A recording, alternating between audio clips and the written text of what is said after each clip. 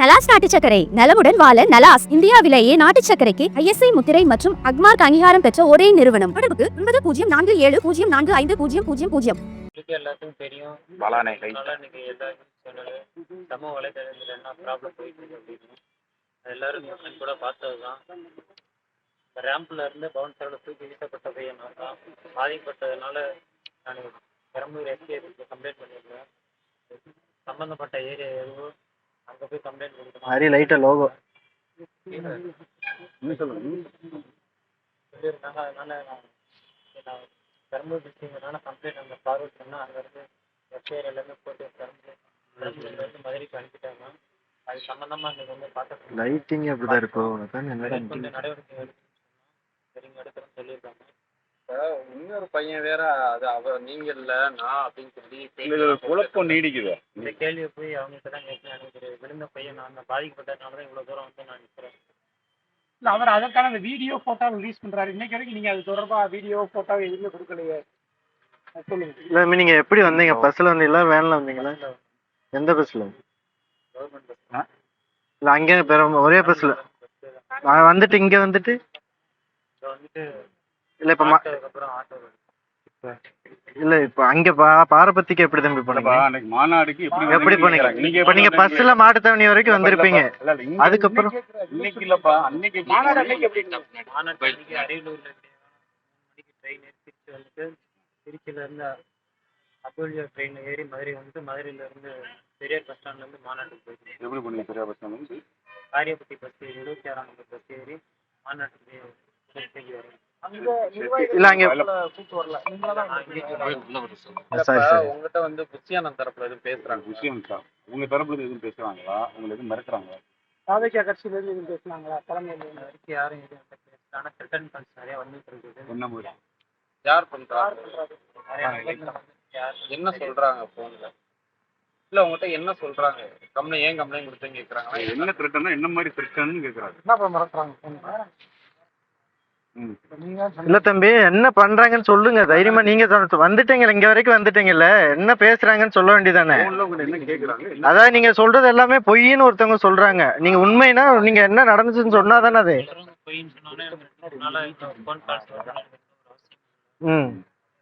தலைமைச் செயலகத்துல இருந்து உங்கள்கிட்ட பேச சொன்னாங்க. என்ன நடந்துச்சு எதுன்னு கேட்டாங்க.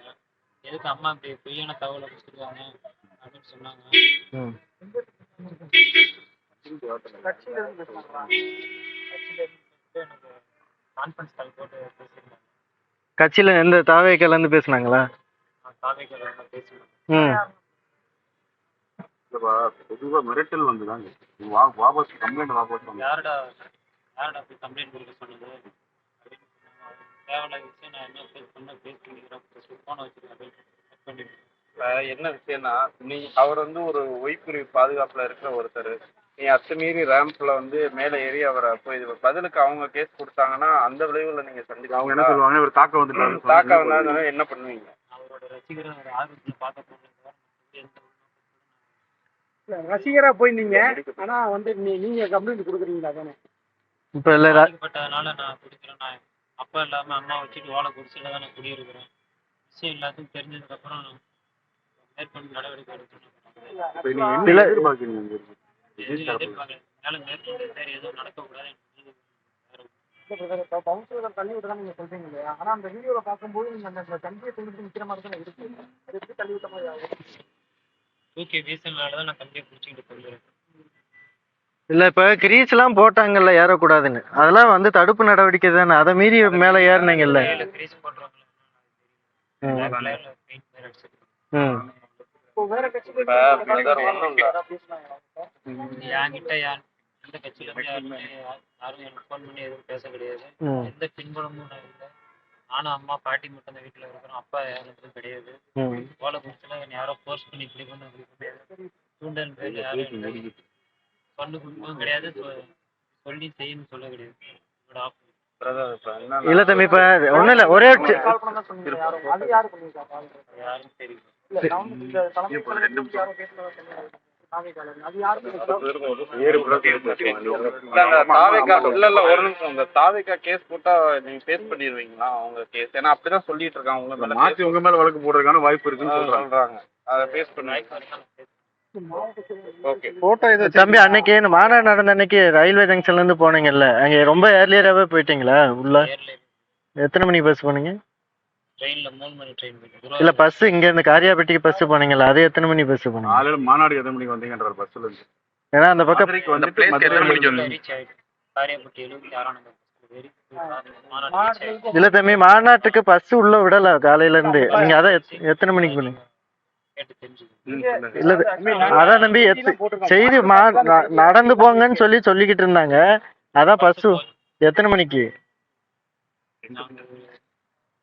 மார்னிங் ஏறினா 9 மணிக்குள்ள ரீச் இங்க திடல் வரையும் வந்துச்சா இல்ல எங்க முன்னாடியே ரொம்ப டிராஃபிக்கா இருந்துச்சு. திடல் முன்னாடியே இறங்கி நான் எத்தனை கிலோமீட்டர் உங்களுக்கு? திடல்ல இருந்து ஒரு 1 கிலோமீட்டர் ஆகும். பிரதர் நீங்க சொல்ற மாதிரி பாத்தீங்கன்னா அந்தோடைய ட்ரெயின் வந்து மதுரைக்கு 9 மணிக்கு தான் ரீச் ஆகுது. நீங்க உங்களுக்கு மாநாடு தேவை தனமா சொல்றீங்க, அது கணக்கு எனக்கு புரியல. ஆஃப் பண்ணி பேச இல்ல இல்ல தம்பி நீங்க புகார் கொடுத்துருக்கீங்கன்றக்கா கேக்குறது. இல்ல நீங்க விளக்க கேக்குறப்ப பதில் சொல்லுங்க. இந்த ட்ரெயின் வரும் என்ன நினைக்கிறாங்க? அதான் நீங்க சொல்றது சாதாரண புகார் இல்ல தம்பி, ஒரு பெரிய இஷ்யூ ஆகிட்டு இருக்குது, அடுத்தடுத்து வருது. இன்னொருத்தர் சொல்றாங்க, இப்ப கேள்வி வைக்கிறாங்க. நீங்க மட்டும் சொன்னீங்கன்னா அது பிரச்சனை இல்ல. வந்துட்டு இவ்வளவு கேள்வி வராது. ட்ரெயின் எத்தனை மணிக்கு வந்துட்டு நீங்க எத்தனை மணிக்கு இறங்குறீங்க நீங்க சொல்றது தப்பான்னு சந்தேகப்படுறாங்க. பாலானே லோகத்துல ட்ரெயின் வந்தீங்களா? குற்றச்சாட்டு வருது. ஏன்னா நீங்க ஒரு கட்சிக்கு ஆதரவா போய் நிக்கிற மாதிரியான போட்டோஸ் எல்லாம் போடுறாங்க. அப்பன்றப்ப அது ஒட்டுமொத்தமா ஒரு கட்சிக்கு எதிராக தூண்டுறாங்களான்ற மாதிரி கேள்வி வருது. இந்த கட்சியோட போட்டோ இருந்ததுன்னா இந்த கட்சி ஆதரவு தெரியுதுன்னா இல்ல அதெல்லாம் போட்டு அவங்க தான் கேக்குறாங்க. நீங்க சொல்ற குற்றச்சாட்டு வைக்கிறவங்க தான் கேக்குறாங்க. இவ்வளவு சொல்றாங்க. இன்னைக்கு வரைக்கும் நீங்க இந்த மாநாடுக்கு போனதுக்கான அந்த வீடியோ போட்டோ ரிலீஸ் பண்ணாம இருக்கீங்களா? என்ன காரணம்? என்ன வச்சிருக்கீங்களா?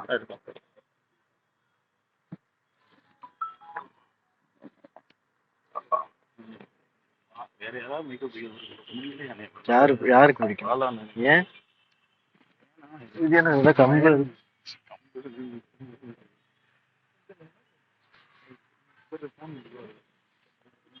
இதெல்லாம் நார்மலா இப்படி இதுல உள்ள ட்ரெயின் தட்டிக்கிட்டே இருக்கும். மைக்க வைங்க, மைக்க சல்மான் உங்களுக்கு ஜூம் பட்டன் இருக்கு. இங்க இங்க இங்க இங்க இருங்கப்பா, வாட்ஸ்அப்ல போட்டுக்கோ. வாட்ஸ்அப்ல போடட்டும். எங்களுக்கு இதெல்லாம் எதுவுமே தெரியாது. வெயிட்னஸ் போட்டது இல்லங்கம்மா சொல்றது இல்லப்பா. ஒரு ஆளு உங்க மேல குற்றச்சாட்டு வைக்கலன்னா கேட்க போறதே இல்ல. நீங்க வந்து மாத்தி மாத்தி ஆலோசனை பண்றீங்கன்னு அவங்க சொல்லுவாங்க.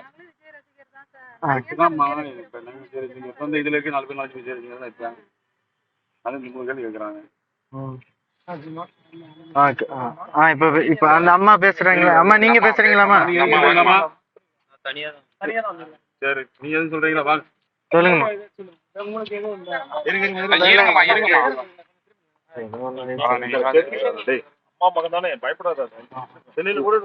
லோகோ தெரியலண்ணே, ஹரியண்ணே. சொல்லுங்கம்மா என்ன நடந்துச்சு?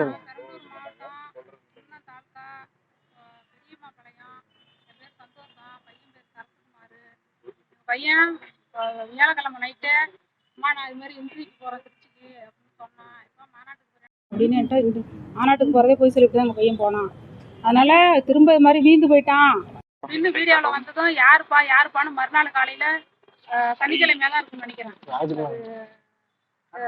சனிக்கிழமையாக தான் இருக்கும். காலையில் யாருப்பா அப்படின்னு கேட்குறான். இல்லைம்மா நான் விடுமா, நான் நல்லா இருக்கேன், இங்கே அடியாடா சாப்பிட்டியாடா, என்னடா பண்ணுனேன், என்னடா ஆச்சு இல்லைம்மா விடுமா, நல்லா இருக்கேன், விடுமா நான் ஊருக்கு வரேன், நீ சாப்பிட்டு ஒன்றும் நினைக்காதம்மா, சாப்பிட்டு படுமா அப்படின்னு சொன்னாங்க.